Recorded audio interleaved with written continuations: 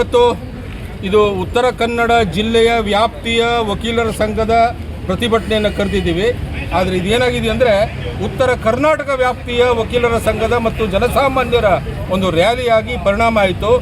ಇವತ್ತು ಸರ್ಕಾರಕ್ಕೆ ಬಿಸಿ ಮುಟ್ಟಿಸಿದ್ದೀವಿ. ದಾಖಲೆ ಸಂಖ್ಯೆಯ ಜನ ಈ ಮಳೆಗಾಲದಲ್ಲೂ ಮಳೆ ಬರ್ತಿದ್ರು ವಕೀಲರು ಸಹಿತ ಕೋರ್ಟನ್ನು ಕಳಿಸಿದೆ. ಕೋರ್ಟ್ ಬೇಕಾದರೂ ಹೋಗಲಿ, ಕೋರ್ಟ್ ಹೋಗಕ್ಕೆ ಬಿಡೋದಿಲ್ಲ ಅನ್ನುವಂಥ ಸಂದೇಶವನ್ನು ನಾವು ಕೊಟ್ಟಿದ್ದೀವಿ.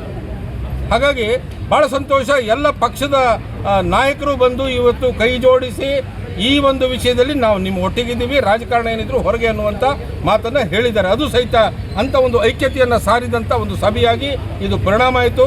ಉತ್ತರ ಕನ್ನಡ ಜಿಲ್ಲೆ ವ್ಯಾಪ್ತಿಯಲ್ಲಿ ಬರ್ತಕ್ಕಂಥ 11 ಬಾರ್ಗಳ ಅಧ್ಯಕ್ಷರು ಸದಸ್ಯರುಗಳು ಎಲ್ಲ ನಮ್ಮ ಜೊತೆ ಇದ್ದು, ಉತ್ತರ ಕನ್ನಡ ನ್ಯಾಯಪೀಠ ಇದೆಯಲ್ಲ, ಧಾರವಾಡ ಉಚ್ಚ ನ್ಯಾಯಾಲಯ ಪೀಠ, ಅದರ ವ್ಯಾಪ್ತಿಯಲ್ಲಿ ಬರ್ತಕ್ಕಂಥ 8 ಜಿಲ್ಲೆಗಳ ಅಧ್ಯಕ್ಷರು ಮತ್ತು ಸದಸ್ಯರು ಸಹಿತ ಬಂದು ಇವತ್ತು ಬೆಂಬಲವನ್ನು ಕೊಟ್ಟಿದ್ದಾರೆ.